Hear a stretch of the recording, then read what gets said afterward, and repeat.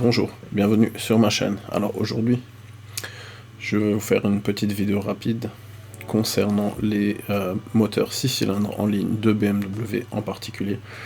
Quelqu'un m'a demandé de lui expliquer comment on câble une Mega Squirt 2 avec une BMW 6 cylindres. Je vais donc essayer de vous expliquer ça comme d'habitude avec mon outil de haute technologie. Je vais rapprocher la caméra plus près de mon bureau et je vais vous faire un petit croquis pour vous expliquer ça en détail.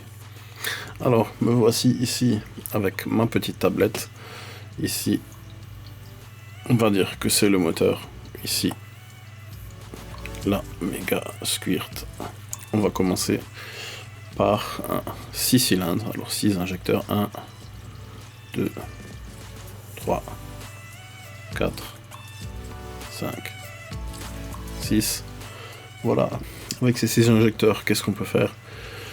Donc dans le cadre d'une Mega Squirt 2 d'origine, il n'y a que 2 drivers pour les injecteurs. Voilà. Donc pour 2 drivers d'injecteurs, qu'est-ce qu'on peut faire? On peut faire un full batch, comme toujours. Un driver d'injecteur.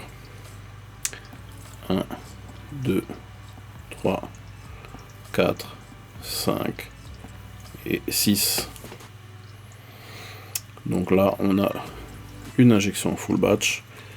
Ici, hein, là, devant la distribution. Voilà. Donc, on a vu le full batch. Et il n'y a rien de spécial. On prend un driver, on met tous les injecteurs branchés les uns avec les autres. Et on se retrouve donc avec notre Mega Squirt en full batch sur un 6 cylindres. Alors, l'ordre d'allumage sur un 6 cylindres, c'est 1, 5, 3, 6, 2, 4. Alors, je vais le marquer là. 1, 5, 3, 6, 2, 4. Ce sera important pour la suite, donc il faut bien avoir l'ordre d'allumage en tête. Donc 1, 5, 3, 6, 2, 4, ça veut dire qu'en partant de la distribution, 1, ensuite 5, ensuite 3, 6, 2, 4. Voilà. Maintenant, on va voir comment on le fait avec 2 drivers d'injecteurs. Et ensuite, il y aura une méthode spéciale, je vous l'expliquerai tout à l'heure. Je vais rapidement vous mettre ici une petite image animée avec les cycles moteurs BMW. Donc vous allez pouvoir voir à quoi ça ressemble. Et maintenant, on va donc passer à une Mega Squirt 2 drivers. Voilà.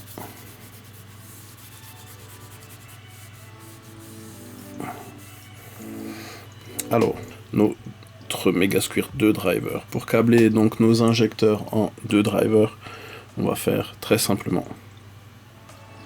Hop. Voilà. Et maintenant, on prend l'ordre d'allumage.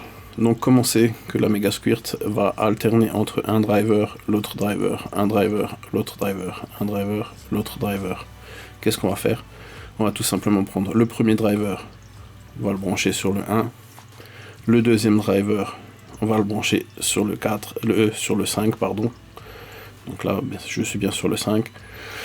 Ensuite, le 3, premier driver, enfin le brancher sur le 3. Voilà. Ensuite, le 6, deuxième driver, on va le brancher sur le 6. Ensuite, le premier driver sur le 2. Voilà. Et ensuite, le deuxième driver sur le 4. Et voilà. Alors, une Mega Squirt 2 avec 2 drivers, vous allez tout simplement câbler le 1, le 2, le 3 sur le premier driver, le 3, le 4, le 5, le 6 sur le deuxième driver. Voilà. Et donc ça va injecter alternativement une fois ici, une fois là.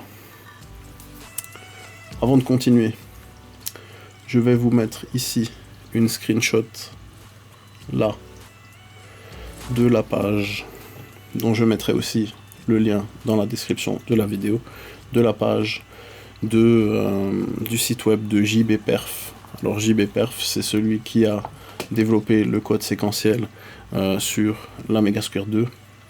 Donc vous vous avez ici tout un tableau qui vous permet de savoir ce que le code fait avec quel type de cylindre et ce qu'il est possible de faire. Si vous avez des questions au sujet du tableau, je vous ferai une vidéo pour vous expliquer à quoi correspond ce tableau et qu'est-ce qu'il y a marqué à l'intérieur. En attendant, sachez que ça, c'est la méthode. C'est pas vraiment du semi-séquentiel parce que là, là, on va se contenter d'injecter 3 fois et 3 fois là. Donc on aura quand même 3 injections par cycle moteur. Voilà. Ça fait beaucoup, hein. Donc je vais vous expliquer une autre méthode qui est bien plus efficace. Sachez tout de même que pour ce montage, il faut rajouter un capteur au niveau de la Wacom. Donc voilà, c'est pas vraiment un montage que je vous conseille. Donc moi, ce que je vous conseille de faire, c'est ce qu'on va voir tout de suite après. Voilà.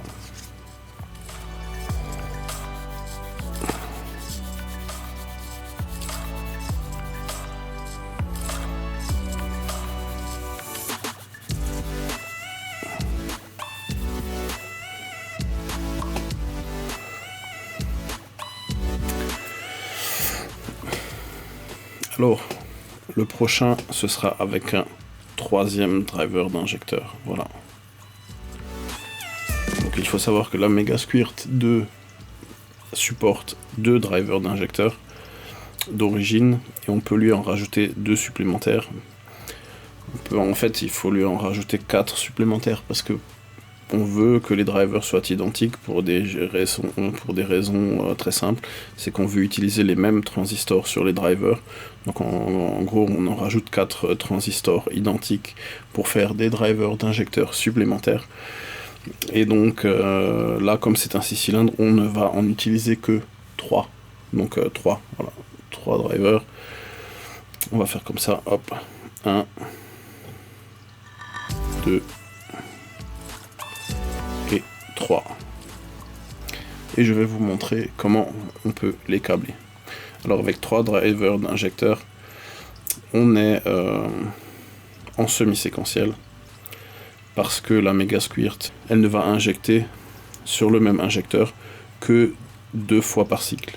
Donc comme on a 3 drivers, on va injecter 2 fois sur celui-là, 2 fois sur celui-là, 2 fois sur celui-là, 2 fois sur celui-là, 2 fois sur celui-là, 2 fois sur celui-là. Et je vais vous montrer tout de suite comment on va pairer les cylindres. Donc on a toujours 1, 5, 3, 6, 2, 4. 1, 5, 3, 6, 2, 4. On garde bien ça. Donc on prend le premier, on va sur le 1. Hop. Voilà, premier sur le 1. Ensuite, deuxième driver, on se met sur le 5. Hop, on va sur le 5. Troisième driver, on va sur le 3. Hop. Ensuite, premier driver de nouveau. On va sur le 6. Deuxième driver, on va sur le 2. Voilà. Et troisième driver, on va sur le 4. Voilà. Donc ça, c'est un bon montage semi-séquentiel avec une Megasquirt 2 pour un 6 cylindres. Je vous déconseille de faire autre chose parce que ça, c'est ce qui marchera le plus correctement avec une Megasquirt 2 sur un moteur 6 cylindres en ligne qui sera donc le Villebrequin tiercé à 120 degrés. Donc les bielles seront à 120 degrés de décalage. Alors en fait c'est tout simple, hein. Quand vous voulez câbler votre Megasquirt, sur chaque driver, donc vous paierez tout simplement les cylindres qui sont au point moraux en même temps. C'est comme sur le 4 cylindres, les 2 cylindres qui sont au point moraux, on les paire ensemble en même temps. Et c'est la gestion moteur qui se charge du décalage à 120 degrés. Avant c'était 180 degrés de rotation de Villebrequin là. Et maintenant, eh ben, on a un cylindre tous les 120 degrés. Voilà, hop. Voilà. Donc comme on a un cylindre tous les 120 degrés, le code, lui, va faire injecter tous les 120 degrés sur un autre driver. une fois celui-là, une fois celui-là, une fois celui-là, et on va repartir une fois celui-là, une fois celui-là, une fois celui-là, et on aura fait notre injection semi-séquentielle sur tous les cylindres. Donc ça, c'est le montage que je vous conseille de faire. Donc de mettre trois drivers d'injection, donc de modifier avec le code séquentiel, donc vos 3 drivers d'injection, et donc vous aurez une injection semi-séquentielle de qualité, parce que tout ce qui n'est pas ça injecte beaucoup de squirt. Donc dans l'autre version, on injecte à chaque fois 3 fois par cycle, donc 3 fois contre 2, vous voyez la différence. En full batch, on injecte 6 fois par cycle. 6 fois par cycle, ça fait un peu beaucoup quand même.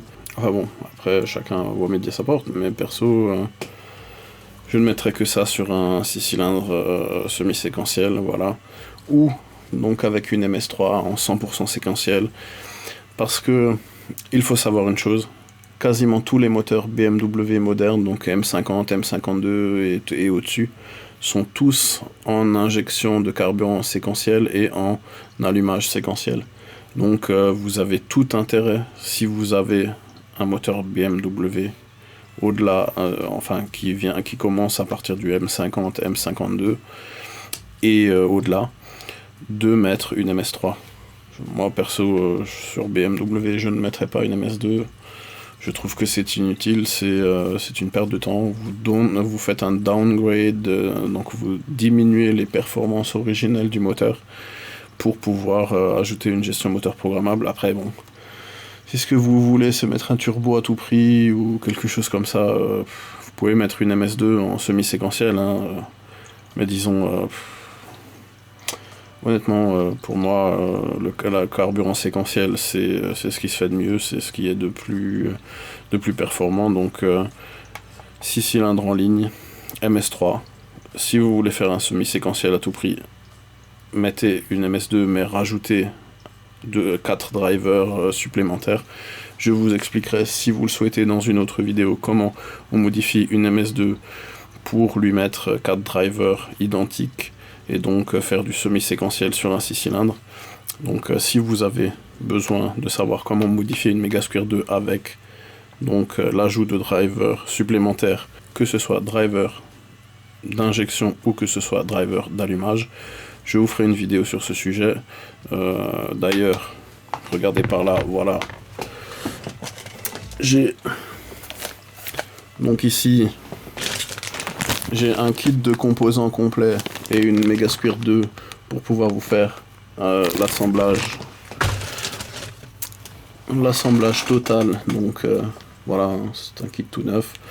Je vais vous faire l'assemblage d'une Megasquirt 2 et donc le setup du PCB, parce qu'il y a un petit setup à faire au niveau du PCB, vous allez voir. Je vous ferai donc dans cette Megasquirt 2, je vous ferai tous les upgrades pour avoir 4 drivers d'injection et 4 drivers d'allumage avec les petites boards de chez Yaban Racing. Donc c'est des petites boards d'extension que j'ai créées, que j'ai designées moi-même, et je vous mettrai ça en place, que vous puissiez voir comment on peut faire ce genre de modification. C'est très facile, il n'y a rien de compliqué. Et voilà, c'est tout pour aujourd'hui. Donc j'espère que vous avez apprécié cette petite vidéo sur le câblage des 6 cylindres en ligne de type BMW. Si vous n'avez pas compris, n'hésitez pas à laisser des commentaires dans la description, je vous répondrai dès que je pourrai. Je suis assez occupé pour le moment, je m'excuse si je ne peux pas publier grand chose, mais vous allez voir, je vous réserve beaucoup de surprises à venir. Les fanatiques de MX5 vont certainement aimer les vidéos qui vont suivre. Déjà, on aura la réflexion d'un actuateur VVT sur ma MX5. Enfin, quand je dis réflexion, c'est remplacement de tous les joints, parce qu'il fonctionne bien, mais il y a quelques petites fuites d'huile au niveau de la distribution de ma MX5, donc je vais faire toute l'étanchéité de l'avant du moteur, ainsi que la courroie de distribution et le remontage de tout ça. Vous allez pouvoir voir tout ça dans une de mes prochaines vidéos. En attendant, je vous souhaite une bonne fin de journée. Si vous avez aimé la vidéo, naturellement, mettez des pouces vers le haut. Si vous n'avez pas aimé, mettez des pouces vers le bas, hein, vous avez le droit. Il ne me reste plus qu'à vous souhaiter une bonne fin de journée. Ciao, bye bye.